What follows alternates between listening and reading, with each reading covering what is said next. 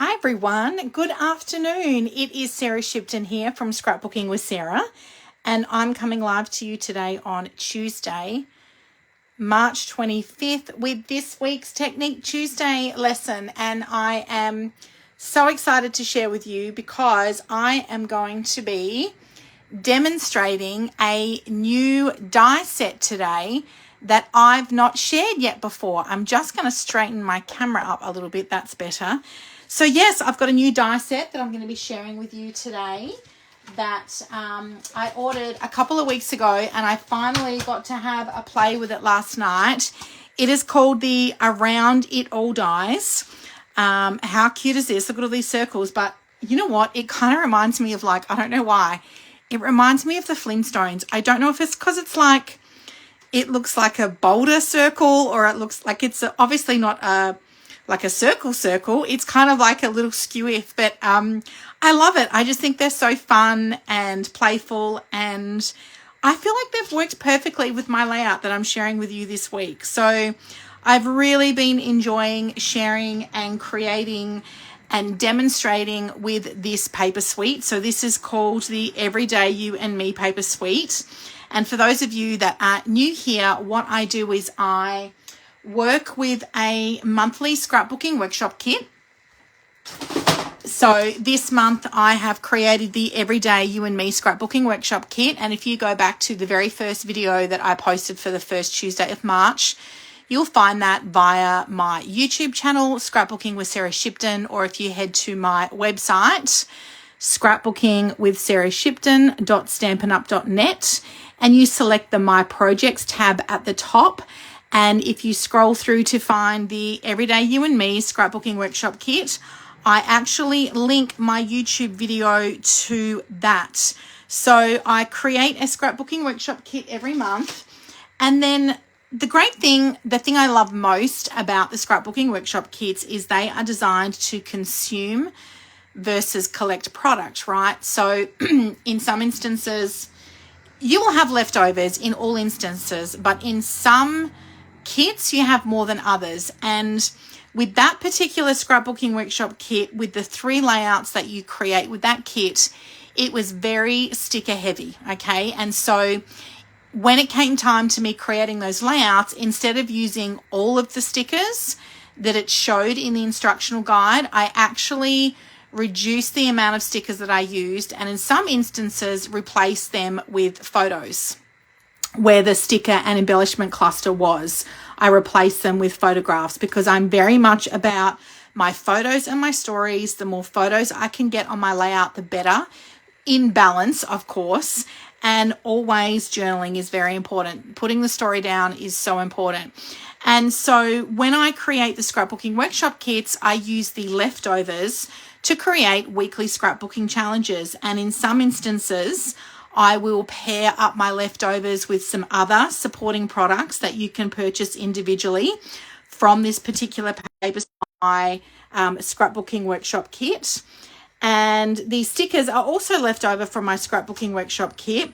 I did invest in a second pack of the designer series paper, which is Everyday Happiness You and Me.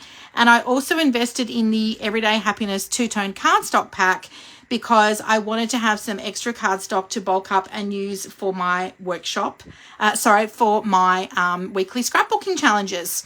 So this week I am creating a pattern from the Make It From Your Heart Volume 1 how-to pattern book that I had during my time as a Close to My Heart maker. We are doing pattern number 7, which is on pages 18 and 19 of the how-to pattern book. And this is one of my favorite scrapbooking how-to patterns.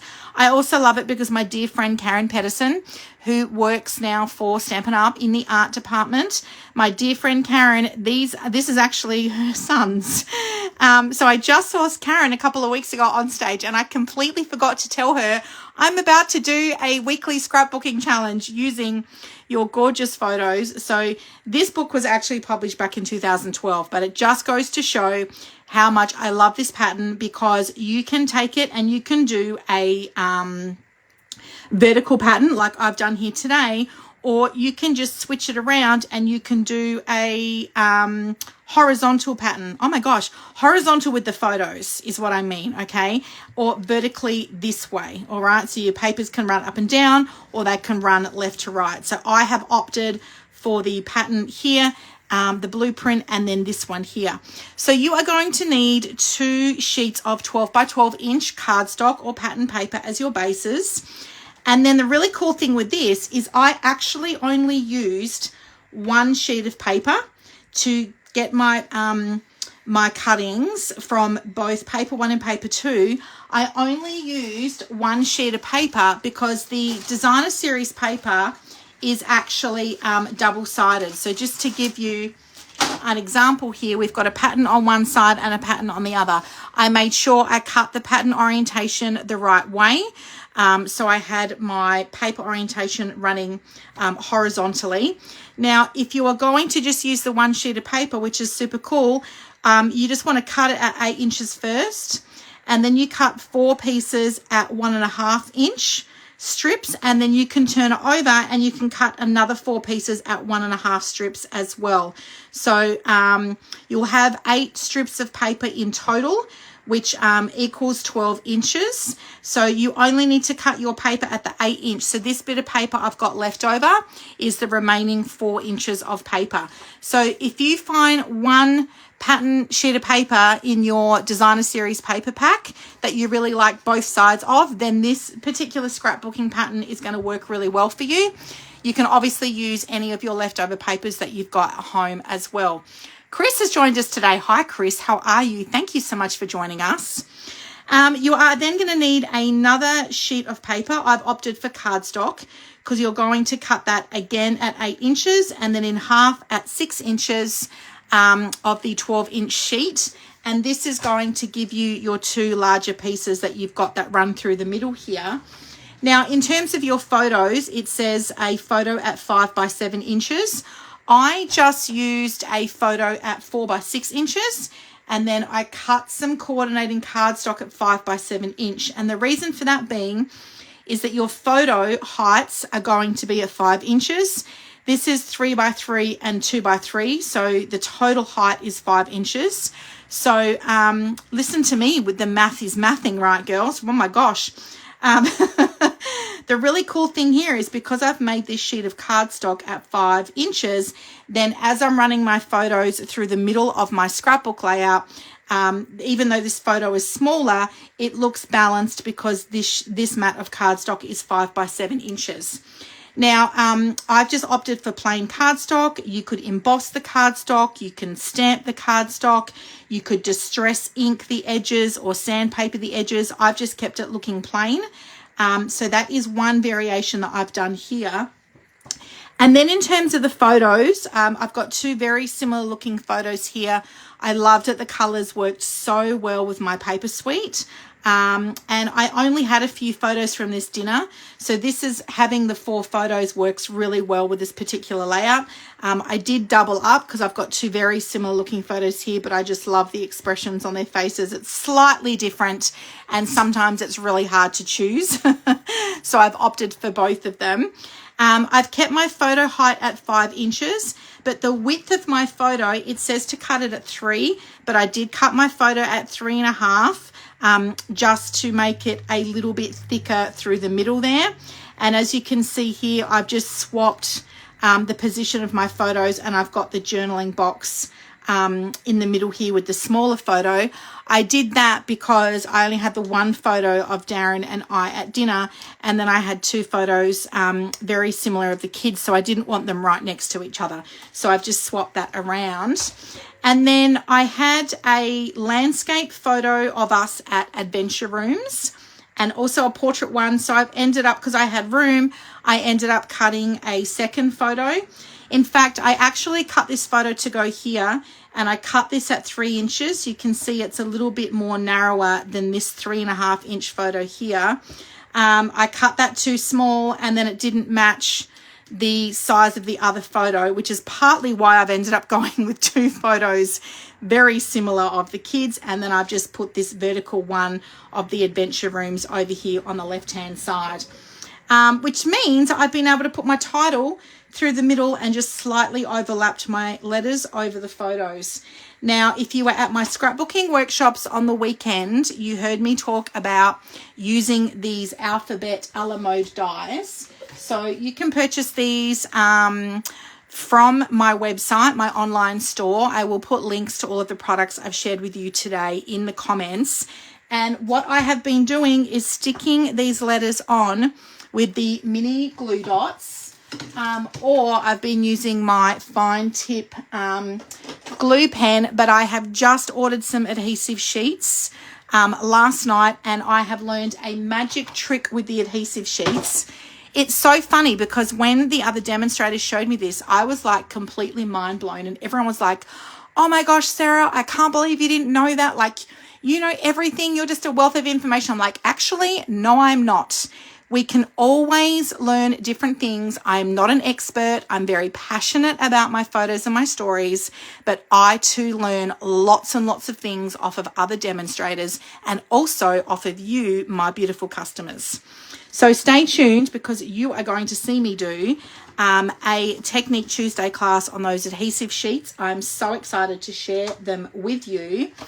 I have also introduced another new product, which is this gorgeous pretty peacock and gold ribbon.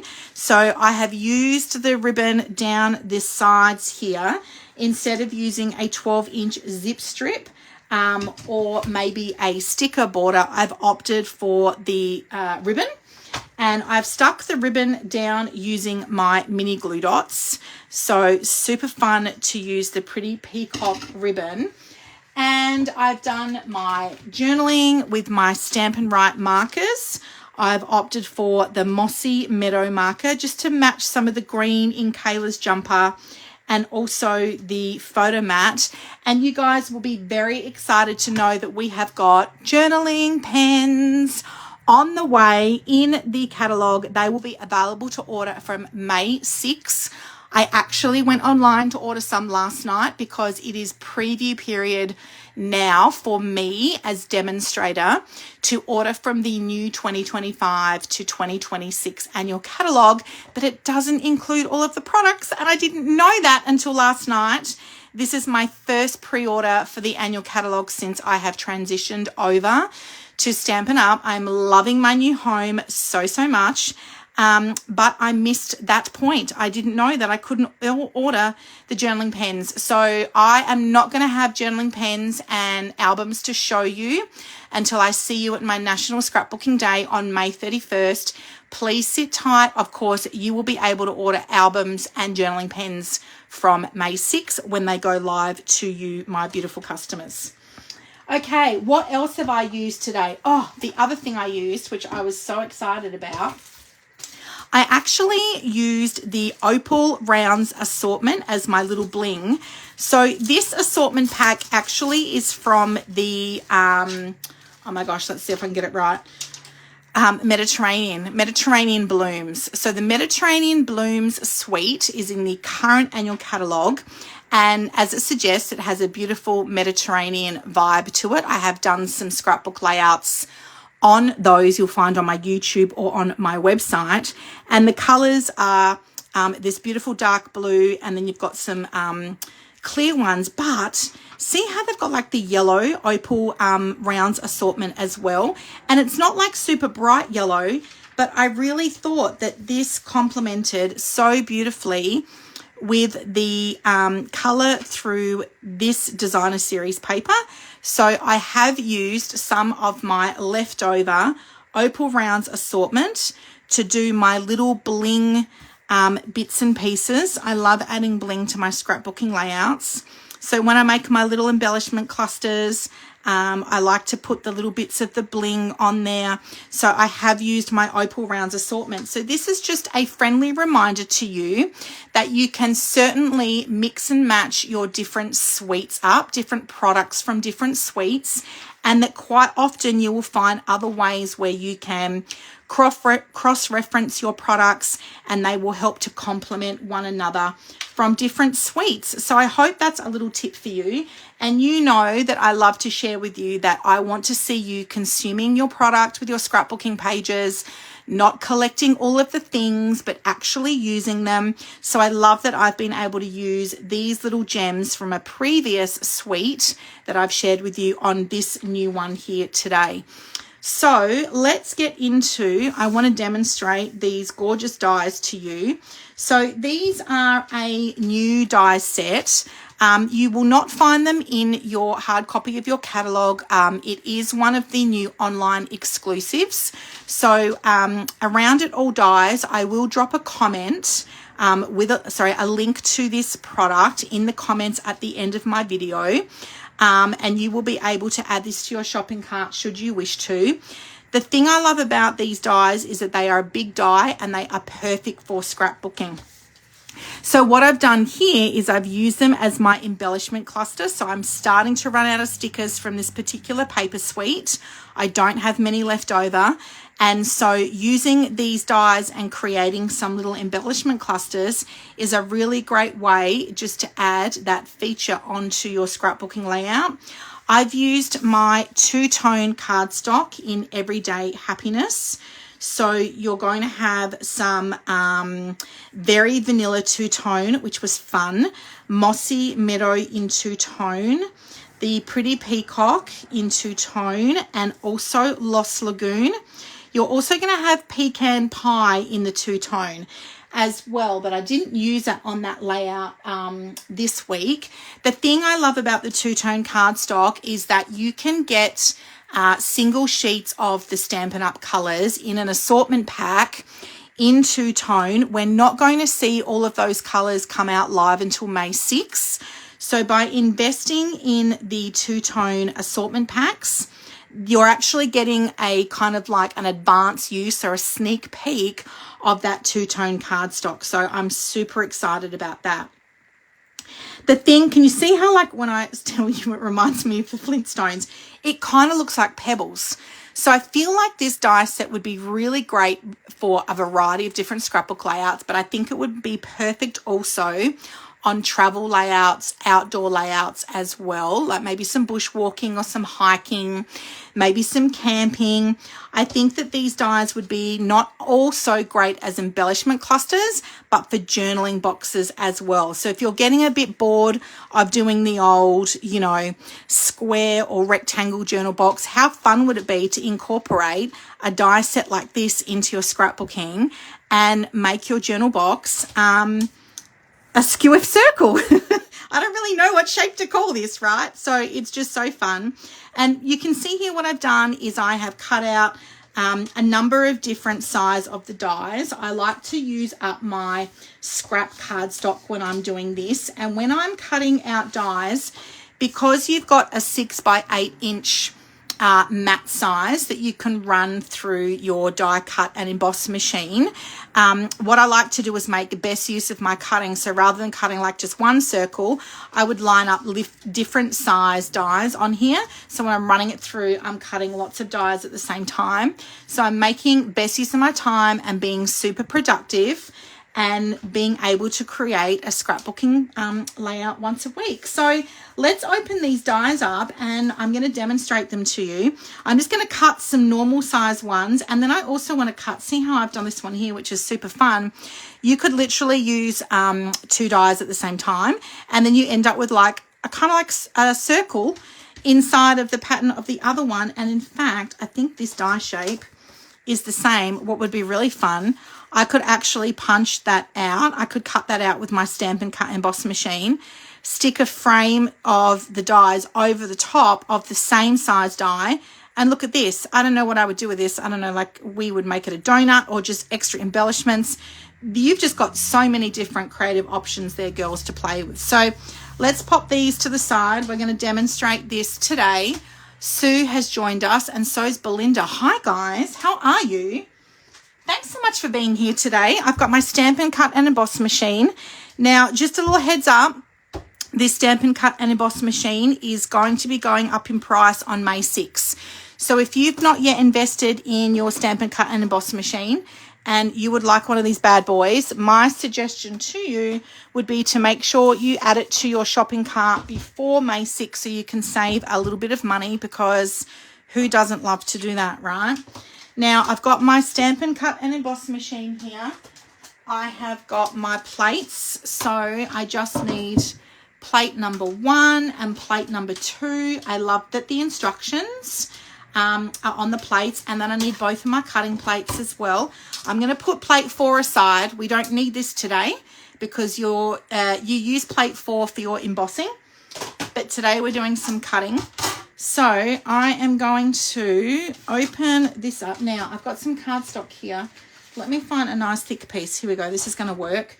So see the two-tone here, girls? This is Pretty Peacock, and this is the original color of Pretty Peacock. And when you turn it over to the other side, you have a lighter version of Pretty Peacock. It's also white core, so when you tear it, it means the cardstock has been dyed. So when you tear it, now what have I done here? Have I done some dark ones? When you tear it, you will see the white core in here. Let's do some lighter ones. I'm going to have a play with that, right? So I've got my 6-inch here. Now I'm going to open this up. I'm dying to do one of these bigger circles, right? So we are just going to lift this off, but I'm going to lift it off carefully because I don't want to bend that. Look at this. Okay, let's pop this one down. And then, do you know what I want to do? I want to show you the outline straight away, but I'm going to skip this one and I'm going to go the next one in, right? So then we're going to have a bigger, what do I call that? It's not a frame. Is it a frame? All of the technical terms when you're a professional scrapbooker, I don't know, girls. Sometimes I just make stuff up as I go, and my girls will tell you that. And other times I'm very proper and I use the technical terms. But wouldn't it be fun? Do you know what I think would be so fun? To use one of these really big dies as like a journaling box. I love that, because when I'm doing my journaling, you know that I have a lot to say, right? I do have a lot to say. My customers will tell you that. My team will probably tell you that too. But it's always beneficial and with love. Okay, so I have got my cardstock with my dies in between plates 3, and I am going to run this through my Stampin' Cut and Emboss. Oh my gosh, my battery is starting to go low. I hope it doesn't cut out while I'm in the middle of demonstrating this to you. That would be terrible. I've been on my phone a lot today, girls, getting lots of things done. So I'll only need to cut these out really a couple of times for you to see the gist of it. Anyway, it's pretty self-explanatory. So, this one was a little bit off the edge. Okay, now when this happens, this is not a mistake. This is creative genius, right? So I'm just going to cut that, or I could even just tear that off because I don't care so much. Okay, because guess what? I can still use this on my scrapbook layout. I would just get another circle and I would just pop that over the top of one, a different one, maybe a smaller one might look good. So if I come back to my layout here, so look, you're not even going to see that. Right, how cool does that look? That looks so good. So see here where I've made the cluster, I've actually overlapped a smaller one over the top of the bigger one either. So when that kind of stuff happens, like, don't stress out too much about it, okay? Because it can be fixed. It's not the end of the world. See how I didn't even care? I just like literally tore that off. I could even do the other Pretty Peacock with the little like frame bit over it if that fixed it. You could put a sticker over that. There's so many, like, don't even worry about it, right? I'm not going to throw that out. I will use that. Let's see how this one, though, turned out. I'm excited for this. Oh, look at this. I got a big circle. Well, it's not, I don't know. What do we call this? A pebble? Should I call them pebbles? A rounded all dies. A round shape. Look. So great for your journaling. Great for an embellishment cluster. You could even like put a photo over the top of this on your scrapbooking. Let's say you were doing a 1 photo page. These size dies would be great for a 1 photo page because it's going to take up so much room. And look at that. Look at that frame that you're going to end up with. Oh my gosh, I love that. So you could even pop this on your base, rule your lines on your cardstock, do your journaling in here, and then you could use this as like a big embellishment cluster or like a big focal piece as well. So don't be afraid to have a play around with these particular size dies. I think the great thing about these particular dies are because they are so big, they are just perfect for your scrapbook layouts, because you've got a 12 by 12 inch space to work with, right? So when you've got more room, having those bigger dies just is going to be so much more beneficial for you. So once you've finished with your die, you want to make sure you pop it back onto your carrier sheet. Now, what I didn't count was how many of these rounded all dies we had. So we've got 1, 2, 3, 4, 5, 6, 7, 8, 9, 10, 11, 12 dies. How good is that, girls? I love it. So I think that the creative options would be absolutely limitless. And with the layout that I shared with you earlier, I didn't do really big circles because I had so much room taken up with my photos. So I think these dies would be great if you only had a couple of photos or a 1 photo page, or even I could literally have like put this right down underneath in the corner there, right? I have done like a really big die and then overlap these other photos over the top of it. Or like I mentioned earlier, use it as my journal box. I just think there are so many different options available for those. So I hope that you have enjoyed me demonstrating this new product to you today. I'm going to post this to our Facebook group and I'm going to upload it to my YouTube channel as well. Just a reminder that the live videos that I do in our Facebook group now are only going to be available to watch back for a 30-day period. So that is a new rule that Facebook have made. So once I upload them to our Facebook group, I go and download them and then upload them to my YouTube channel. So you will always be able to watch it there. And you can also link the videos back from the My Project section of my website. So I hope you have enjoyed me sharing these little tips with you today for this week's scrapbooking challenge. Next Monday is the 31st of March. I feel like I'm going to be creating with something different. So even though we have one more Monday, do I do like 5 weeks at Everyday You and Me? Or next month, I'm going to be teaching from the Storybook Life. So we've got these cute little timeless plaid 6 by 6 inch papers and some coordinating cardstock to go with the Storybook Life scrapbooking workshop kit. And there's also, if I do it that way, then there's going to be like 5 weeks of those. So I feel like next week on the 31st of March, I'm going to have one more Monday for March, which I will probably include, I think, in my April challenges. I'll put a post up in our Facebook group.